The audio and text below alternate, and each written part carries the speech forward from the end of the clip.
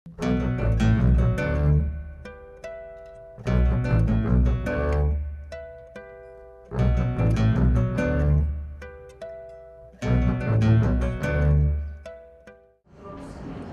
Francisco Botello, y nos viene a presentar una plática sobre la colección de fotocolectas biológicas del Instituto de Biología de la UNAM. Y bueno, Francisco Botello, él es candidato a doctor por el Instituto de Biología de la UNAM, trabaja en monitoreo biológico desde hace más de 7 años, particularmente en mamíferos medianos y grandes. Actualmente realiza planeación sistemática de conservación para el estado de Guerrero y cuenta con 10 trabajos publicados o aceptados en revistas arbitradas nacionales e internacionales y 4 capítulos en libros. Participa en comisiones evaluadores en revistas como Revista Mexicana de Biodiversidad, Revista Caldacia de la Universidad Nacional de Colombia, la Revista de Biología Tropical de Costa Rica y la Revista Mamalia de Francia. Es coautor y responsable de la colección de fotocolectas biológicas del Instituto de Biología de la UNAM y también preside la Organización Conservación Biológica y Desarrollo Social, AC. Pues le damos la bienvenida. Adelante. Bueno, muchas gracias. Muchas gracias por estar aquí. Espero no aburrirlos con la primera parte de esta presentación. Son muchas letritas. Pero, bueno, la colección de fotocolectas biológicas surge a partir de una necesidad de poner a disposición la información sistematizada de todos aquellos proyectos que han trabajado fundamentalmente con fotocolectas mediante el método de fototrampeo. Sin embargo, actualmente no es exclusivo de este método y lo vamos a ver poco a poco. ¿A dónde apunto para que se avance? Hacia acá. No avance. Ahí está. Okay, perdón. Bueno, según la norma oficial mexicana 126, una colección científica es un acervo o conjunto sistematizado de material biológico, depositado en museos, herbarios, jardines, etcétera, cuyos fines principales son la investigación, educación, capacitación o difusión. Para esto, el material biológico, según esta misma norma, implica muestras, partes o individuos de flora y fauna silvestres u otros recursos biológicos. Es bien importante que toda la información esté en un acervo de una colección científica, puesto que la información está disponible no durante una sola ocasión, sino múltiples veces a través de los años y puede ser consultable. Además, la información está sistematizada u organizada de una manera que podemos consultarla a través de buscadores de internet, por ejemplo, en múltiples páginas, ¿no? Sin embargo, hay muchísima información de algunas especies, particularmente en México, en Latinoamérica, que no está sistematizada, que no se encuentra disponible que no se encontraba disponible mediante ningún medio. Esto lo que produce es que, por ejemplo, especies de carnívoros grandes como es el puma, mediante una consulta básica en algún buscador de internet, tengan apenas 13 registros para México, 5 de los cuales están georreferenciados, ¿no? Con esto no podemos hacer mucho si pretendemos determinar la distribución real de esta especie, que actualmente se define como que se encuentra en todo México, ¿no? También otras especies que se encuentran en la NOM, por ejemplo el jaguar, también grandes felinos, tiene 22 registros, de los cuales únicamente 9 se encuentran con datos de localidad de colecta, ¿no? Pero no solamente los grandes carnívoros, también los pequeños, ¿no? Especies que se encuentran también en la Vale Pigmea, cuenta únicamente con 23 registros a nivel nacional, de los cuales 20 tienen coordenadas de longitud y latitud. Sin embargo, a pesar de que suena 20 ya como un número importante, que son datos que podríamos utilizar, por ejemplo, para generar modelos de nicho y entonces llenar aquellos vacíos de información que se encuentran, aquellos vacíos de información a nivel geográfico. Cuando analizamos los datos, estos se encuentran generalmente agregados en una porción muy pequeña, por lo menos para esta especie, ¿no? La mayor parte de los registros han sido efectuados en la reserva de la biosfera de Chamela o Cuixmala. Entonces, el objetivo de esta colección es precisamente sistematizar y poner a disposición la información obtenida mediante métodos que no implican el sacrificio del espécimen. ¿Por qué? Porque todas estas especies de las cuales hablamos anteriormente, bueno, estas especies y muchas más, normalmente no son sacrificadas al momento de colectarlas o de registrarlas. Es decir, si tenemos un avistamiento, una fotografía de puma, o si capturamos un animal que se encuentra en peligro de extinción o que está en la NOM o que tiene cierta reglamentación que nos impide de una manera fácil recolectarlo y sacrificarlo, entonces tenemos este caso de especímenes que no se colectaron, como aquellos que se capturan y se liberan, aquellos especímenes que supimos que se encontraban ahí, pero pues que no lo vimos, como la identificación de rastros, como las huellas, y mediante el fototrampeo. Entonces, por ejemplos de captura y liberación de especímenes que usualmente no vamos a campo, los capturamos y los sacrificamos para llevarlos a una colección científica tradicional, como los grandes carnívoros, o aquellos que no sabemos cómo se encuentran las poblaciones en la zona, como en el caso en este caso Tlacuatzincaneses en Guerrero, que es la segunda o tercera captura histórica de esta especie en el sitio según los documentos, y que no nos atrevemos a colectarlo y a llevarlo a una colección, ¿no? También la identificación de rastros. Hay personas en México como Marcelo Aranda que tiene una información impresionante sobre la distribución e inclusive datos sobre abundancia relativa de algunas especies para todo México. Muchos de ellos que se encuentran colectados mediante moldes. El fototrampeo, que pues, es creo que lo más común, lo que más se encuentra de moda en este momento, que se basa en la colocación de cámaras que se activan con el movimiento y con lo cual se pueden obtener registros de especies crípticas. Pero también tenemos información que podemos sistematizar, que viene de estudios muy específicos sobre, por ejemplo, interacciones bióticas planta-animal. En este caso tenemos un Leptonicteris hierbagunae con una especie de cactácea. Hay muchísima información de estudios muy particulares sobre la ecología y sobre las interacciones bióticas de estas especies que no podemos, a las cuales no podemos tener acceso de una manera fácil, ¿no? Entonces, ese es el objetivo de esta colección, poner a disposición de una manera organizada, sistematizada, toda esta información. ¿Cómo lo estamos haciendo? Bueno, en general lo que hacemos actualmente es recibir imágenes y metadatos de estos registros, organizados según un protocolo internacional. Ahorita vamos a hablar un poquito más de este protocolo. Se corrobora mediante alguna de las personas que estamos como responsables de la colección actualmente, pero además si existe alguna duda al respecto, que son especies que pueden confundirse fácilmente con alguna otra, pedimos la corroboración de un taxónomo externo. ¿Qué especies, por ejemplo, ustedes creen que podamos confundir bien fácil en una fotografía? Los dos leopardus, ¿no? Leopardus viedi y Leopardus pardalis son especies bien parecidas que a lo mejor el fotocolector nos dice que es una, nosotros creemos que es la otra y entonces lo mandamos a taxónomos externos que nos pueden apoyar en esta identificación.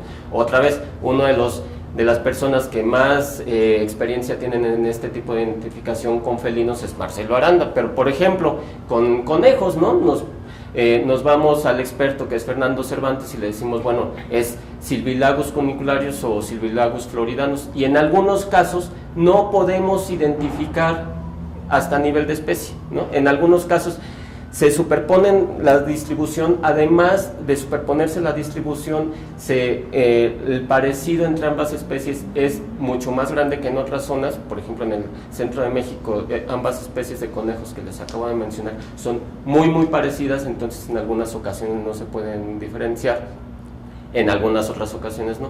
Cuando podemos diferenciarlo, llegamos a esta especie, cuando no, llegamos hasta género únicamente, ¿no? Pero es bien importante que tener en mente que pasa toda esta información por un proceso de revisión. El protocolo que les mencionaba, que es el Darwin Core, es un estándar diseñado para facilitar el intercambio de información a nivel mundial. Parte de un proyecto que es de Species Analysis de la Universidad de Kansas, y persigue facilitar la recuperación e integración de datos primarios que documenten la biodiversidad, ¿no? ¿Qué ejemplos conocen ustedes que tengan este tipo de organización y que son ampliamente utilizados para consultar datos sobre la distribución de la biodiversidad? ¿Algún ejemplo que ustedes conozcan? ¿Ninguno? Biótica. Puede ser biótica, pero no está estandarizado hasta donde yo sé según el protocolo, ¿no? O sea, está estandarizado, pero no tiene los mismos campos que el protocolo. Hay una fuente que todos, yo creo que aquí hemos consultado, por ejemplo, GBIF, MANIS, EarthNet. Toda la información que se obtiene de las colecciones científicas a nivel mundial que están disponibles en estos proyectos de disponibilidad de información sobre la distribución de la biodiversidad, GBIF es creo que uno de los más importantes, tiene bases en este protocolo. Entonces, la manera en la que nosotros queremos sistematizar la información es una en la cual se pueda consultar a nivel mundial, no solamente a nivel nacional. Es por eso que nosotros seleccionamos este protocolo. Entonces, nos facilita la búsqueda de información y datos de una manera relativamente sencilla, ¿no? ¿Por qué? Porque no tienen que entrar a la página de la colección que al rato vamos a ver para obtener la información. Con que ingresen a GBIF van a poder integrar. Entonces, el protocolo además tiene la virtud de que puede combinar datos de múltiples fuentes, minimiza el esfuerzo para llevar a cabo el análisis, y cada registro debe ser identificable dentro del contexto de una búsqueda. Esto tiene un identificador único.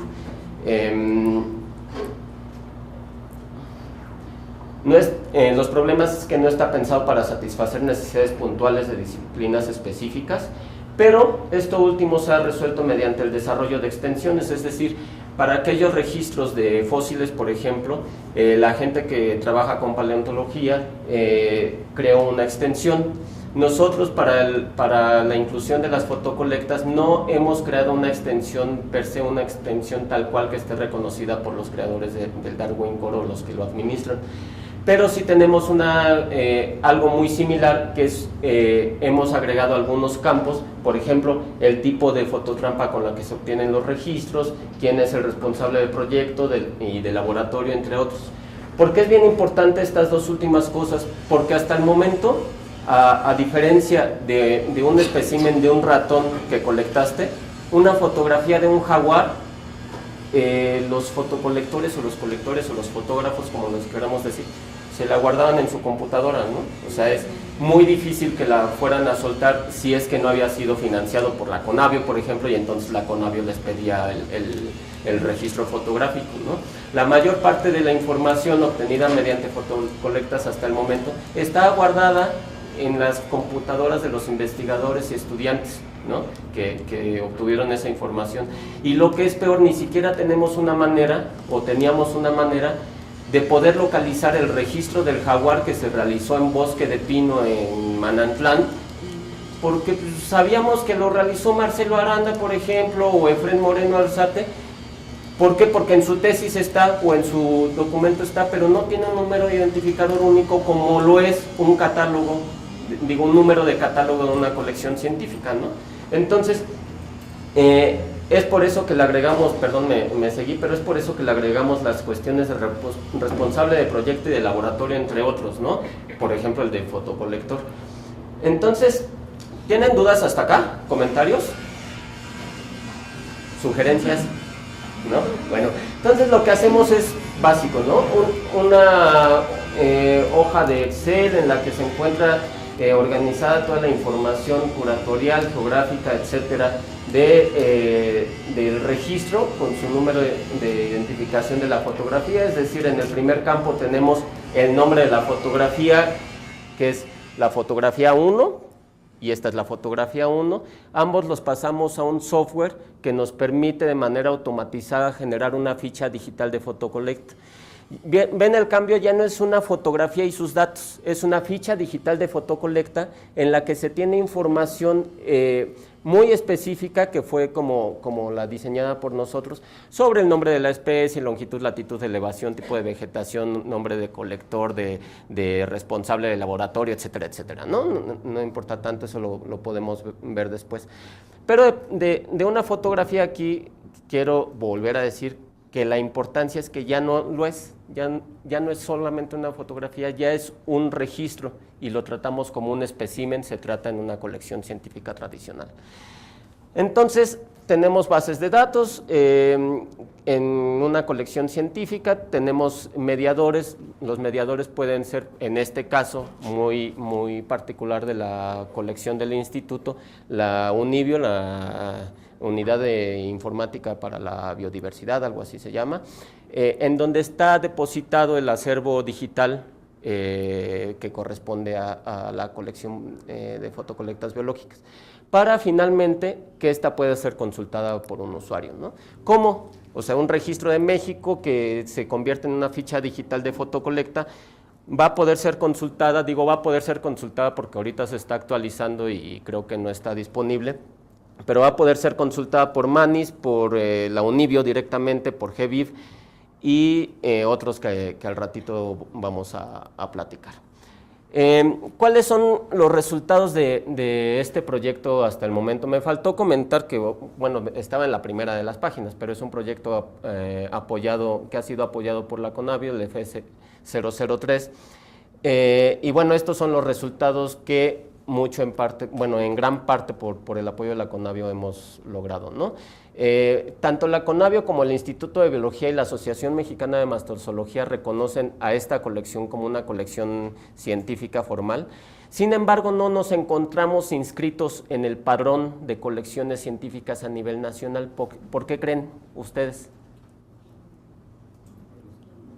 Porque nos ha dado flojera hacer el trámite. No, porque según la norma, una colección científica está integrada por material biológico, y el material biológico son aquellas partes o animales completos o lo que sea, que sean orgánicos, ¿no? Y una fotografía no es orgánica, entonces no requerimos estar registradas ante el padrón. A final de cuentas, el padrón lo que hace es tener un registro de aquellas colecciones para poder normarlas, bueno, para poder tener un control sobre ellas. Según el INE o bueno, la Semarnat, no tenemos la necesidad de estar registrados en este padrón, cosa que seguramente va a cambiar en unos años por la cantidad de información que se está generando mediante estos métodos, ¿no? Pero bueno, lo que sí tenemos en este momento es el reconocimiento de varias organizaciones y también ya en revistas científicas arbitradas que a partir del próximo año, por ejemplo, la Revista Mexicana de Biodiversidad va a exigir el número de catálogo de las fotografías que sustenten estudios que se hayan hecho mediante estos métodos, ¿no? Entonces, esto es un gran avance por lo que les comentaba hace rato. No solamente podemos verificar la información, es decir, el doctor fulanito de tal registró tigrillo en una zona donde no había, órale, ¿no? Pero pues en dónde está la fotografía y quiero ver que sí sea un tigrillo. Además de esto, pues nos permite incrementar la información, bueno, nos permite incrementar la facilidad de obtener la información de la distribución de las especies, ¿no? Y también otras revistas internacionales como Mamalia, que es de una editorial alemana, pero que se encuentra ubicada en Francia particularmente esta revista, o el consejo editorial de esta revista, ya también están exigiendo que por lo menos los trabajos que provienen de México tengan un número de catálogo de esta u otra colección, ¿no? Si quieren crear otra, pues que la hagan, pero que tengan una referencia que pueda ser consultable y verificable, ¿no? Hasta el momento tenemos 3,000 fichas digitales de fotocolecta a nivel nacional, que vienen de aproximadamente 20 proyectos, poquito menos, creo que son 19 estados, los tipos de vegetación que están representados son como 23, 24, no me acuerdo, y el mismo número de clasificaciones climáticas, ¿no? ¿Quiénes son los que están integrando información? No solamente nosotros desde el Instituto de Biología, hay varias universidades involucradas en esto. Como investigadores, digamos por separado, sin tomar en cuenta el origen o su institución, son 13 investigadores que ya tienen imágenes o registros en la colección. Tenemos 3 que ya están completamente interesados, ya están por darnos la información, y tenemos un número determinado que no son 18, sino ya creció muchísimo, por contactar y hacerles la invitación. Quiero como hacer un paréntesis en este momento, porque es bien importante tomar en cuenta que de veras lo que decía hace rato, las fotografías hasta el momento se habían tomado como una propiedad, o sea, yo tomé la fotografía del jaguar y es mi propiedad y yo la tengo en mi computadora y no la suelto por nada, ¿no? Entonces, ha sido un poco difícil convencer a los investigadores de que este es un acervo científico en el cual pueden meter su información, ¿no? Si logramos, realmente creo que ya estamos pasando la primera fase que fue tan difícil y ya un número mayor se está integrando. Y las predicciones son que en menos de 5 años esta colección va a crecer a por lo menos 25,000 registros. ¿Por qué?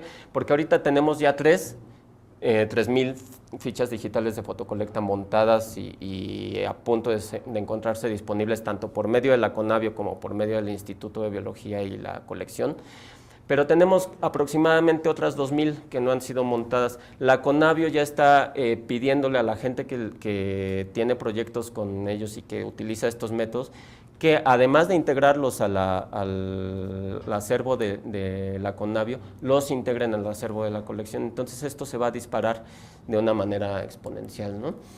Pero además no solamente tenemos investigadores per se involucrados, también tenemos algunos proyectos que se están realizando con apoyo del Fondo Mexicano de Conservación de la Naturaleza, con AFOR y una asociación civil, para hacer redes de monitoreo que trabajen con este método y que estén aportando información sistematizada y mediante estos métodos de la que obtienen mediante las fotografías digitales, ¿no? Actualmente, en 2011 vamos a tener 13 localidades en la Reserva de la Biosfera de Tehuacán, Cuicatlán, de gente capacitada de las comunidades para utilizar este método y organizar la información, no solamente ir a poner las camaritas, sino organizarla de cierta manera para que nos provea la información y esta se meta a la colección. Tenemos pláticas con 4 localidades que se encuentran en suelos de conservación en el DF y 4 localidades que vamos apenas a contactar con la región norte de Guerrero. Esto es bien importante porque plantea un esquema de monitoreo que ha sido utilizado históricamente, pero que no había sistematizado la información, y nosotros estamos buscando que este diseño de monitoreo, que es bien importante y bien interesante, también esté desde el inicio en México organizando la información de esta manera, ¿no? La representatividad taxonómica que tenemos ahorita es 72 especies de 51 géneros, 22 familias y 10 órdenes de mamíferos, esto hablando de las 3,000 fichas digitales de fotocolecta. Y obviamente tenemos un montón de fotografías, registros de bichos bien comunes, ¿no? Como el Basariscus astutus, y fotografías bonitas, que pueden servir para un montón de cosas, además de nuestros fines, que son documentar la distribución de la biodiversidad.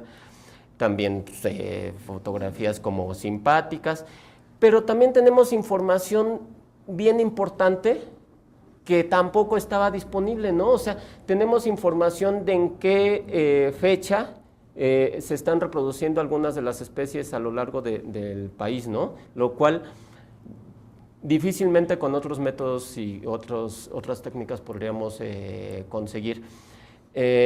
También tenemos información de interacciones que no pensábamos encontrar, ¿no? Por ejemplo, ¿saben qué es esto?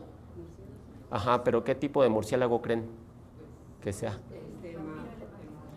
Ajá, digo, eso está fácil porque ya les pregunté y está encima de un venado, pero obviamente también esta fue consultada con un experto a nivel internacional y nos dijo que era sin duda un murciélago, un Desmodus rotundus, porque tiene este apéndice lo suficientemente largo para poder identificarlo, ¿no? Entonces ya la tenemos y aquí no se está alimentando del venado, solamente está volando arriba de él y no podemos decir que exista realmente una interacción.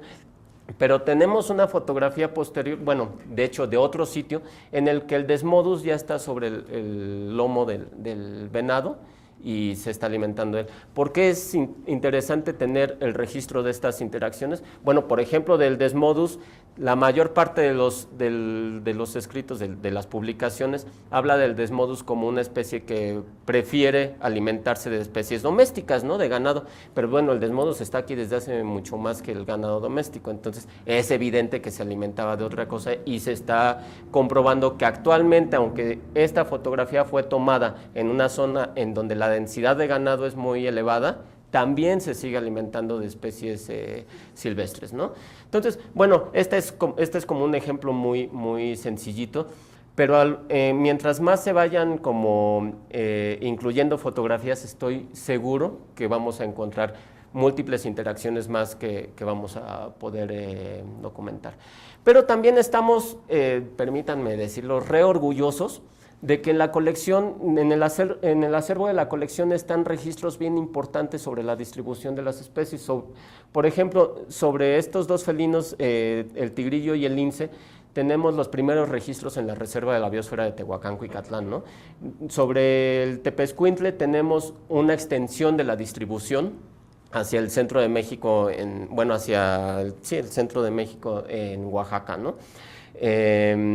Sobre Spilogale, perdón, este ya no es Gracilis, es Angustifrons, ya cambió de nombre. Sobre Spilogale angustifrons tenemos la especie, el registro más elevado que se haya documentado en toda su distribución, ¿no? A 3,000 y tantos metros. También para Guanajuato tenemos los primeros registros de tigrillo y de ocelote que existen en el estado. Y algo bien interesante, ¿no? También nos han salido aves y también nos han salido reptiles. Entonces, ¿qué hacer? Esta ave en particular pues es Penélope, es una especie, es un crásido que generalmente se relaciona con sitios bien conservados, y estas tres especies que se relacionan a veces con sitios bien conservados de manera separada, si los conjuntamos, creo yo que pueden ser un buen indicador de manera unida de que la Reserva de la Biosfera de la Sierra Gorda de Guanajuato se encuentra por lo menos en esta zona bastante bien. Pero bueno, empecé diciéndoles de las aves. También estamos a punto de integrar no solamente información de mamíferos, que es lo que habíamos estado hablando, sino información sobre las otras especies de vertebrados terrestres, ¿no? Como son aves y reptiles. Entonces, lo que tenemos es toda esta información en un portal, y se puede consultar vía GBIF, etcétera, que es como cualquier portal en el que tenemos una presentación del mismo, los objetivos, quiénes son los responsables actuales, quiénes son los que nos han apoyado financieramente hablando, y también tenemos la parte de la consulta, ¿no? La consulta es muy parecida a la de GBIF. Tenemos una zona en donde podemos consultar por cualquiera de los campos que existan en los metadatos. En este puse el ejemplo de la especie, de género y especie, pero podemos hacer una consulta sobre qué hay en el municipio de Tlalnepantla de Morelos, qué hay qué hay en la delegación de Milpalta, qué hay en el estado de Guerrero bueno, es decir, podemos consultar tanto a nivel geográfico como curatorial, como cualquiera de las otras extensiones que tenemos, todos los registros que coincidan con la búsqueda. En este caso, tenemos el nombre de la especie y lo organizamos por estado. Lo que nos da como resultado es todas las fichas digitales de fotocolecta con el dato de la localidad, pero no solamente así, ¿no? Sino también tenemos la base de datos que puede ser obtenida en Excel como en texto, me parece. Y tenemos un mapa del sitio en donde tenemos la colecta, ¿no? Obviamente, si buscamos Canis latrans de todo México, lo que va a salir es el mapa con todos los registros que tenemos de ¿no? A nivel general, es la primera colección de fotocolectas organizada de esta manera. Un número elevado de investigadores está trabajando con fototrampeo y este número de investigadores se está incrementando notablemente, ¿no? Entonces, creo que es evidente que la colección va a crecer, o el acervo de la colección va a crecer exponencialmente, y con ello la información que tenemos disponible sobre especies que no teníamos idea de su distribución. En algunos casos, bueno, teníamos la idea, pero no teníamos la información completa, y creo que esta colección está apoyando mucho para solventar estos vacíos, ¿no? de información. Bueno, hay un montón de instituciones a las cuales agradecer. Este es un proyecto que comenzó desde hace varios años. Lo tenemos actualmente tanto Víctor Sánchez Cordero como yo. Participación de Marcelo Aranda ha sido bien importante, entonces también lo podemos considerar como parte de esta colección científica. Y bueno, creo que me fui finalmente muy rápido para los tiempos que tienen acá de 1 hora, hora y media, no sé cuánto, pero podemos pasar a preguntas, discusión, pedradas o lo que resulte, ¿no? Sí. Respecto, tengo 2 preguntas. ¿Cómo están categorizando los tipos de vegetación? O sea, si ya tienen un estándar o de hábitat, no sé. Y la segunda, los datos cartográficos. O sea, si están incluyendo datos de referencia de la precisión, por ejemplo, el dato, porque a veces varía. ¿No? Mira, gracias al hecho de que la Conavio nos apoyó y financió durante los 2 años pasados prácticamente.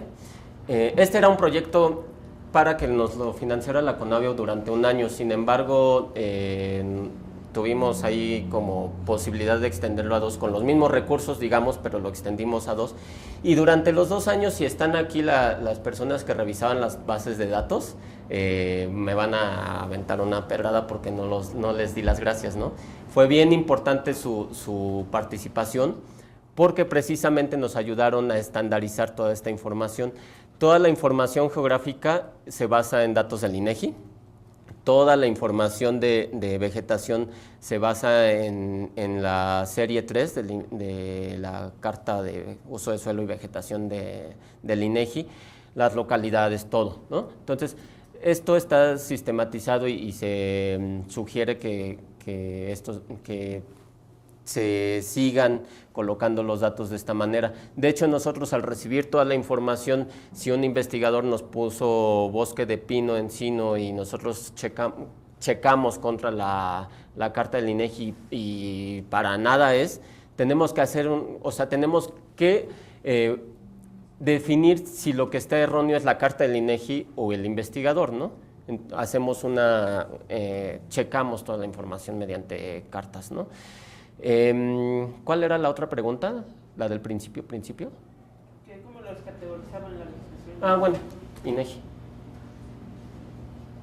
Sí. ¿Qué otros grupos están representados además de vertebrados solamente tenemos vertebrados, pensando que son como los grupos que se pueden, o bueno, el grupo que se puede identificar con relativa facilidad a partir de rastros o fotografías y que generalmente tienden a ser, tienden a tener algunos grupos taxonómicos poco representados, ¿no? O sea, respecto a las plantas, la mayor parte de las plantas cuando alguien sale las colecta, ¿no? En realidad, y las lleva al herbario. Respecto a los invertebrados, híjole, está bien difícil que le tomemos una fotografía a la hormiga y si no le hacemos un súper acercamiento y etcétera, que podamos definir la especie, ¿no? Entonces, en cuanto a la facilidad de identificar a los bichos, solamente hemos pensado en vertebrados. Y actualmente las 3.000 fichas digitales de fotocolecta que tenemos ya montadas y que están ahorita, o sea, no sé si ya estén disponibles o las están subiendo en este momento, son de mamíferos, ¿no? Apenas vamos a empezar después de la 3.000 con las aves y yo creo que por ahí de las 6.000 van a empezar a ingresarse reptiles. ¿Esto por qué? Porque también tenemos que generar convenios de colaboración con expertos que se dedican a esos otros grupos, ¿no? O sea, yo me declaro realmente incompetente para decir, ¿sabes qué? También me aviento lo de aves y lo de reptiles, ¿no? Tenemos que establecer convenios de colaboración con los demás investigadores. ¿Esta colección es accesoria a la colección de mamíferos del instituto o es una colección independiente? Es una colección independiente, se está buscando justamente que adquiera la categoría de colección nacional de fotocolectas biológicas, aunque actualmente no la tiene. Y este es un proceso como yo creo que va a ser un poquito largo, ¿no? O sea, ha sido largo, ¿no? La primera vez que se propuso esta colección fue hace 7 años, ¿no? con mi tesis de licenciatura, ¿no? Entonces, de ahí para acá ha sido un proceso bien largo que las instituciones y el instituto mismo de biología y todo lo tomen como un proyecto, porque generalmente las fotografías son un anexo, ¿no? a la información, no la información. Entonces, yo supongo que en este proceso nos vamos a tardar unos 2, 3 años a que la UNAM, el Instituto de Biología, lo considere como ya nacional y no es anexo a la colección de mamíferos, justamente por este sentido de que es de vertebrados, ¿no? O sea, en general. Tendría que ser anexo de la de mamíferos, de la de aves, de la de reptiles y anfibios, etcétera, ¿no? Pero tenemos colaboración con los curadores. Sí, compañero. Quiero preguntar algo sobre el protocolo de comunicación, de intercambio de información del Darwin. Nosotros en el área de sistemas de información usamos para cuestiones cartográficas el FGDC y trae ahí una pequeña... ¿El cuál, perdón? FGDC. Ajá. Y trae una pequeña extensión de la parte taxonómica. Pero muchas de las veces estas extensiones nos permiten capturar ciertos datos y cuando agregamos nosotros campos que no son del estándar ya cuesta trabajo compartir, ¿no? Compartir datos, más que nada compartir porque los podemos tener en un solo lugar y saber nosotros todos esos atributos, ¿no? Seguro. Entonces, en la parte que tú comentas de las extensiones que utilizaron y que agregaron todos esos campos, sí hay una práctica en el sentido de compartir esa información y que no vaya a tener problemas a la hora de compartir con otras bases de datos que pudieran ser compatibles por el valor agregado que le da uno, ¿no? De todos esos datos, ¿no? Esa es una pregunta. Y la otra es sobre la cuestión de la vegetación, precisamente.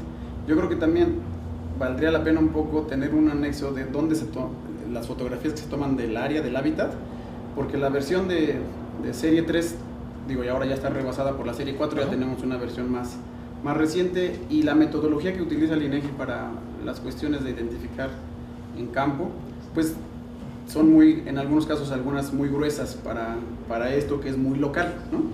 Entonces, yo creo que la parte de los especialistas que van y saben pues de vegetación y que toman fotografías, pudiera complementar más bien la información que se está colocando de las series de vegetación y no validar con las series de vegetación del INEGI, porque muchas veces la metodología es muy gruesa y esas son locales, ¿no? A veces más bien una sugerencia que yo propondría ahí. Y una sugerencia más, o comentario más bien, como que le vi una utilidad muy práctica, es que se van generando nomenclatores de este material, ¿no? De cuestiones de colectas, ¿no? De localidades. Y nosotros tenemos un nomenclator de localidades georreferenciadas históricas. Y nos ayuda mucho tener un nomenclator, ¿no? Ya como este. A mí se me ocurre que sería de mucha utilidad que estas georreferencias, ya de estos lugares, se pudieran empezar a relacionar con los datos que ya existen, ¿no? De las bases de datos que hay en otro lado, y entonces decir, aquí hay fotografía de esta especie con estas coordenadas, pero a la vez tengo de todas estas en datos históricos y en datos de colecciones. A lo mejor hasta vemos algo como de movilidad, ¿no? De variedad de estas especies, de cuánto se han movido por los datos históricos. Solo se me ocurre esa parte que pudiera como utilizarse y dar referencia, ¿no? Con otras bases de datos, ¿no? Sí. Como sugerencia, pues. Totalmente. Mira, respecto a tu primer comentario, justamente la manera en la que se van agregando ciertos campos al Darwin Core es mediante sugerencias no sé si llamarle grupo editorial o bueno, al grupo de trabajo que lo validan, ¿no? Actualmente no estamos metiendo estos campos anexos directamente en el Darwin Core porque efectivamente nos perderíamos como compatibilidad y entonces de nada sirve la organización en este sentido. Todos los datos que nosotros agregamos actualmente están definidos aquí, aunque hay algunos que se comparten con el Darwin Core, como la longitud, latitud, etcétera. Hay algunos como el colector, pues es el fotocolector, identificador es el mismo. Hay algunos, como hace ratito les comenté algunos, como responsable de proyecto, de laboratorio, de financiador, y etcétera, ¿no? Que nosotros consideramos interesantes, que no están en los campos del Darwin Core, que todavía no hemos sugerido a este comité, digamos, editorial del protocolo que los agreguen, pero ya se encuentran disponibles, digamos, directamente en la ficha. Entonces, no lo puedes saber mediante la base de datos que tú bajes de Manis o de GBIF, pero sí lo puedes saber consultando la ficha. Es la manera en la que lo resolvimos, ¿no? En el corto plazo. En el largo plazo, efectivamente, pretendemos que el Darwin Core como que haga suyos estos campos, ¿no? En alguna de las extensiones. En el segundo paso, efectivamente, a lo mejor lo dije mal porque no estoy tan acostumbrado como seguramente muchos de ustedes están a esta terminología de validación y etcétera. Pero a lo que me refería hace rato es, efectivamente, vale más la pena tomar en cuenta el dato del fotocolector que dijo esto era encino, que el dato de la serie 3 o serie 4 que dice que es pino-encino, ¿no? Es información mucho más fina la de la persona que lo colectó que la de la serie 3 o serie 4, definitivamente. Pero de alguna manera hay muchos datos que van a coincidir y aquellos que no coinciden son en los que ponemos mayor atención y hacemos énfasis al fotocolector. Oye, estos datos, ¿estás seguro que están bien porque no coinciden con mis datos cartográficos o bueno, de serie 3? ¿No? Esa es la pregunta, ¿no? Y finalmente hay una cuestión bien interesante con las localidades. A través del trabajo que tuvimos con la Conavio, yo no ponía realmente localidad en muchas de estas, en muchos de los registros. ¿Por qué? Porque era en medio de la nada, la localidad más cercana estaba en un municipio distinto al que yo estaba trabajando, y entonces era un show, ¿no? Porque de hecho se quedó así, si le pones la localidad más cercana, entonces ya no corresponde al municipio, y resulta que no hay ninguna localidad que caiga a menos de 1 kilómetro del punto en donde tuviste el registro, ¿no? Entonces, pues, te quedas así, ¿no? Y la manera en la que trabaja Conavio, por lo menos la manera en la que trabajó con nosotros, fue pedirnos que las localidades fueran comparables con las del INEGI. Entonces, pues ahí teníamos una bronca porque mi localidad se podía llamar El Ojito y no existe en el INEGI, a pesar de que El Ojito tenía mi longitud y mi latitud con una exactitud, con un intervalo de 4 metros, ¿no? Y sin embargo la Conavio no me aceptaba estos nombres de localidades justamente por eso. Entonces sí sería bien interesante que nos pusiéramos de acuerdo de alguna manera ustedes y todos los que trabajamos con registros de cómo hacerle, ¿no? En estos casos. Porque yo me refería más bien al sitio de la localidad como sitio de recolecta, Ajá. de fotocolecta, Ajá. no a la localidad como asentamiento de referencia más cercano a donde se colectó. Ajá. A esa me refería más bien, a esos nomenclatores que vamos generando. Okay. A lo largo de todo el trabajo se genera un nomenclator pues, de XY, ¿no? Uh-huh. Y la imagen, ¿no? Y los valores agregados Ajá. o los atributos agregados. Pues lo mismo pasa con nosotros en la parte de georreferenciación de datos, digamos, más históricos. Claro. Ya tenemos un nomenclator y a ese formato, a esos estándares que vale la pena ponernos de acuerdo para que sean compatibles. Exacto. Y tengamos esa gama de datos de distribución espacial y podamos correlacionar de una manera más eficiente, pues, ¿no? Claro. Y hacer análisis y con todo eso. A esa parte me refería. Muy bien, nos ponemos de acuerdo al ratito, ¿no? O sea, me das tus datos y etcétera, y por favor échame la mano como en este proceso, ¿no? Porque yo no soy muy hábil en esa cuestión en particular, pero nos ponemos de acuerdo y te súper agradezco, ¿no? Órale. Sí. El número de catálogo que anotan a cada foto sería equivalente al número de colecta que se usa en plantas, o sea, y el número de catálogo podría servirnos para hacer como un orden cronológico de las colectas y poder hacer itinerarios, algo así. Sí, el número de catálogo corresponde justamente al número de catálogo de cualquier colección científica. Buscamos que sea cronológico, sin embargo, de la manera en la que estamos ingresando el material, a veces nos llega información que fue generada en 2003 y ya metimos información del 2010, entonces no tiene necesariamente este orden por la manera en la que estamos integrando la información. Sería imposible, ¿no? Lo intentamos hacer al principio, pero nos dimos cuenta que si mañana llega un fotocolector y te llega con 5,000 registros de todo México y te dice, oye, mételos al acervo, le dices, ay, no puedo porque ya, ¿no? Ya se me pasó, pues no. Entonces, no tiene un orden cronológico respecto al momento en el que se tomó el registro. Sin embargo, el protocolo Darwin Core efectivamente tiene un campo en el que se define la hora y la fecha en la que se tomó el registro, entonces no hay mucho problema por ese sentido. Para lo que vamos a utilizar el número de catálogo es como un número identificador único que no existe en ningún otro lado del mundo, ¿no? Entonces, realizamos una búsqueda del CFB y BUNAM 003 y esa es la única fotografía que nos va a resultar, ¿no? Y además, tú te vas a una revista y dices, hice un análisis de la biodiversidad en Oaxaca con estos métodos y las fotografías se ingresaron en la colección de fotocolectas biológicas con los números de catálogo que van del 115 al 2015, ¿no? O sea, ya tienes la manera de consultar directamente. O sea, hay muchas revistas que no lo hacen, pero muchas sí. O sea, cuando haces una investigación y hiciste recolecta y sacrificaste y están en las colecciones, en muchas ocasiones te dicen, dame tu número de permiso de colector y los números de catálogo, ¿no? No sé si lo verifiquen, pero por lo menos te lo piden. Sí. Una pregunta, tanto a lo mejor es algo de curiosidad sobre el método. ¿Sobre cuáles son los criterios más o menos que toman para montar las cámaras? ¿Las cámaras? Ajá. Ah, ok, ya. ¿Las van rotando o bueno, no captan lo que a ustedes les interesa o más o menos sobre eso qué pasa? Esto depende, o sea, es solamente un método, ¿no? Entonces depende de tus objetivos. Si pretendes tener información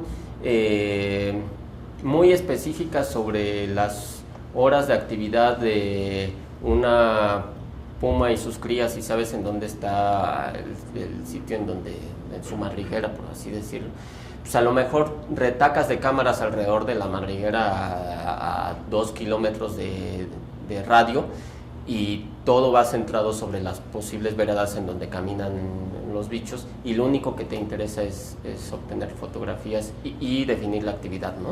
O sea, pero si vas a hacer un trabajo de de monitoreo sobre la diversidad en milpa, por ejemplo. Entonces, la manera en la que lo hace, que lo intentamos hacer por lo menos, es utilizando un diseño aleatorio estratificado, ¿no? ¿Esto qué significa? Pues que si tienes el 60% de pino y el 40% de encino, pues pones el 60% de tus cámaras en uno y el 40% en otro. Aleatorio porque haces una cuadrícula en el mapa y de manera aleatoria defines los cuadros en donde vas a poner las cámaras, ¿no? Depende de qué tantas cámaras tienes, si las rotas después de un rato o si las dejas. Yo particularmente prefiero dejarlas en un mismo punto al menos un año, porque tienes información también de qué tanto están utilizando los diferentes hábitats, ¿no? a lo largo del año. Y la manera en la que estamos trabajando con la red de monitoreo comunitario de fauna silvestre es justamente así, ¿no? Los capacitamos, trabajamos con ellos en campo, etcétera, ponemos las cámaras generalmente en veredas, se pueden poner en ojos de agua, en infinidad de sitios en donde tú sepas qué va a pasar el animal. Está muy ligada con el rastreo, ¿no? Con saber en dónde pueden estarse moviendo los animales y además a lo mejor identificar los rastros de las especies que quieres fotocolectar, ¿no? Por así decirlo. Entonces es bien variable.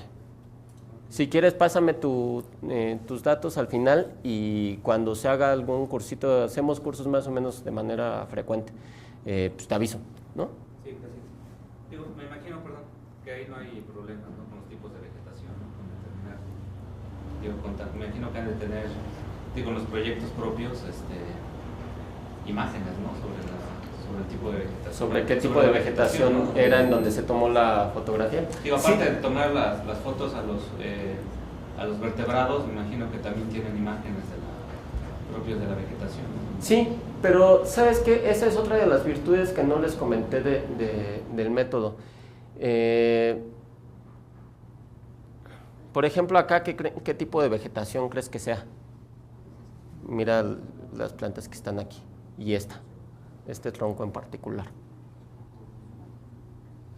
¿No? Sí, digo, propiamente a lo mejor no, pero digo, no sé, era otra de las preguntas, a lo largo del día, a lo largo en un año, si tienes fotografías del mismo lugar, pero hay en diferentes enfoques y a diferente hora, ¿no? A lo mejor el día sería más sencillo, ¿no? Digo, una foto de día, ¿no? Digo, claro, así como ahorita la muestras, pues sí. No. Bueno, es que a lo mejor es difícil así de entrada y quizás no se ve tanto por la luz, pero estas te puedo decir que son 2 lechuguillas y que esta es una bursera, ¿no? Y como sé más o menos en dónde se tomó la fotografía, te puedo decir que es selva baja caducifolia, ¿no? Digo, esta de aquí difícilmente vas a saber si es un bosque de pino encino, pero en muchas ocasiones puedes inferir con base, no solo en las fotografías extras que tomaste de la zona, sino con base en la misma ficha digital en donde se tomó, ¿no? Pero la idea es interesante, ¿no se incluyen fotos del tipo de vegetación en la colección? No se incluyen las fotografías en la colección propiamente dicha. La manera en la que tenemos pensado solventar esto, no solamente con las fotografías alternas del sitio, que puede ser bien interesante para dentro de 20 años volver a hacer el análisis, sino de, por ejemplo, video. Estamos incluyendo cuadros de video, ¿no? Entonces, tomas uno de los cuadros de los múltiples que están en el video, lo haces como ficha digital de fotocolecta y lo puedes unir al video de alguna manera, ¿no? O sea, le das clic en la fotografía y te lleva directamente al video, pero la ficha digital de fotocolecta sigue siendo una imagen fija, ¿no?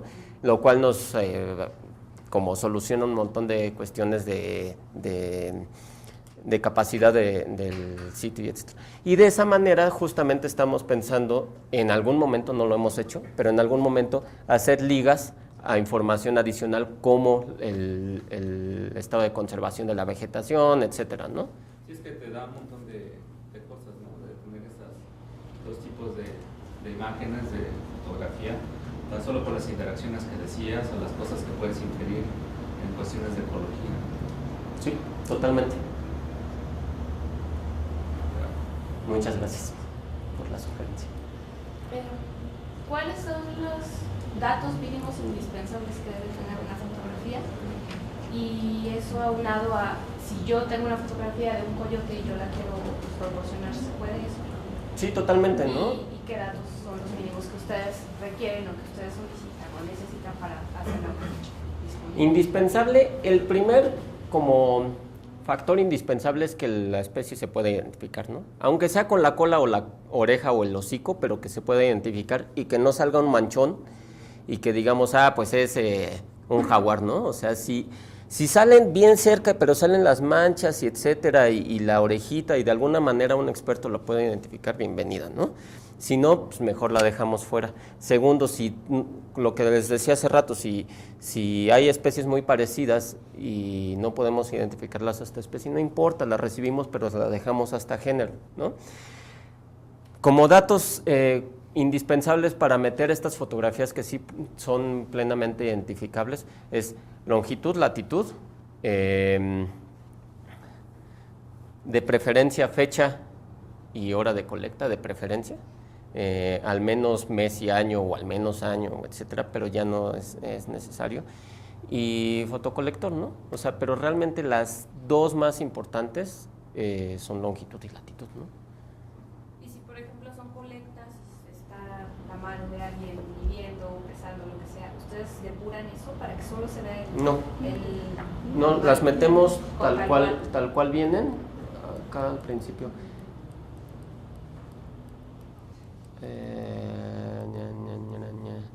Así las metemos, ¿no? O sea, si logramos la fotografía del animal en el tronquito y etcétera, pues lo ponemos en el tronquito. Pero si no, o sea, la mano y etcétera sirve hasta como una referencia de tamaño. Si está todo el equipo que colectó. No, bueno, esta seguro que tienes una posibilidad mejor de tomar la fotografía directa al coyote, ¿no? Cuando te vas acercando y lo capturaste, pues le tomas la foto y ya, ¿no? Digo, pues esta foto estaría muy chistosa meterla Pero, ¿qué tal que es un tigrillo? En Guanajuato, la única fotografía que tienes es de todo el grupo de comuneros y el tipo que estaba ahí colectando. Y no tienes ninguna foto más, ni modo, ¿no? O sea, con todo nuestro pesar la metemos, pues a lo mejor así, ¿no? Para que no sea protagonismo. La colección está incluyendo fotografía no digital, ¿verdad? Totalmente, de hecho empezamos digitalizando como no sé cuántos millones de rollos, bueno, no sé cuántos miles de rollos con un escáner, ¿no?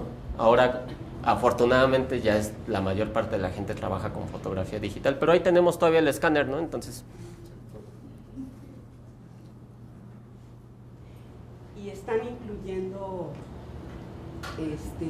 huellas, o sea, están aprovechando que ya que pones la cámara y que sabes que ahí pasó, están aprovechando para sacar huellas y tenerlas en la colección, o no es relevante, tampoco sería relevante para la descripción no descripción, sino determinación de la especie, o por ejemplo colecta de excretas.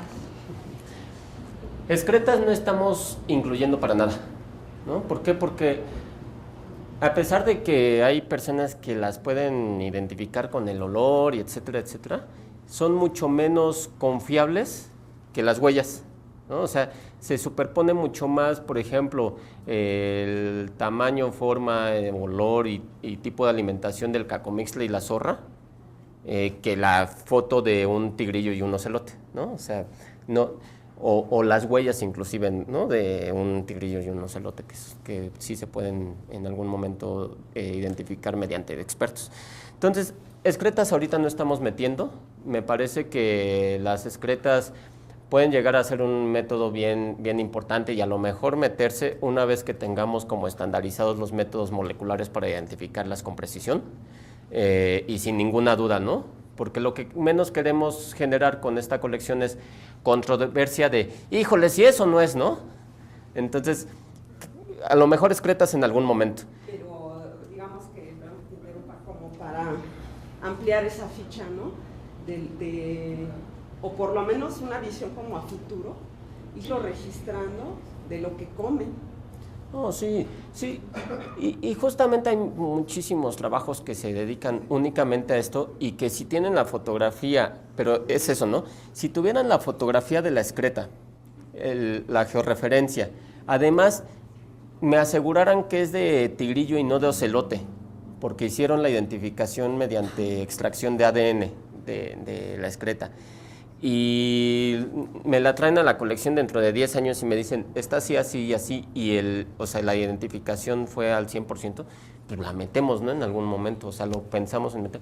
Pero ahorita definitivamente excretas no, o sea, no lo estamos pensando en meter en colección, pero sí estamos como conscientes de que a lo mejor se tomó la fotografía y dejó la huella. Algunas personas están dejando enfrente de la cámara, de la fototrampa, una estación olfativa. Entonces pasa el animal y deja la huella. En estos casos lo que se puede hacer, no podemos tener dos como registros del mismo, no podemos tener dos referencias del mismo registro, ¿no? Y duplicar. Entonces lo que podríamos hacer en ese caso es el mismo, como utilizar la misma metodología que decíamos para el video y para las referencias de la zona, ¿no? Que es la ficha digital del tigrillo que pasó y por suerte tuvimos la huella y ponemos la huella como un dato adicional a este registro, ¿no? Y también ya empezaron o ya tienen registros de las fotografías que se usan. Yo siento que de los organismos que más se han fotografiado, porque esa era una metodología, obviamente para no capturar, eran los mamíferos marinos. Y de eso existe muchísimo registro. Incluso se sabe, porque están marcados, ya no se prestaría a duplicación, sabes que es el mismo organismo al que estás fotografiando por sus marcas, ya sean naturales o otro tipo de marca. No los estamos integrando porque creo que la gente que tiene trabajo con mamíferos marinos ya tiene reorganizada toda esta información. De alguna manera, me parece que va a ser un paso bien natural para ellos hacer una colección de este tipo, más cuando ya está como el granito, ¿no? Puesto. O sea, creo que es muy fácil que ellos organicen su información de manera, con el protocolo Darwin Core, la última versión, etcétera, y que lo pongan a disposición, ¿no? Pero sí, no creo que ni ellos estuvieran interesados en meterlo al acervo, porque ya lo tienen todo súper organizado, ni que valga la pena tenerlo todo en un mismo acervo. Se pueden hacer un montón de colecciones. Esto es una propuesta, ¿no? Digo, si lo quieren meter y tú conoces a alguien, pues adelante, ¿no? Nosotros le echamos. Bueno, pues gracias. Gracias a ustedes.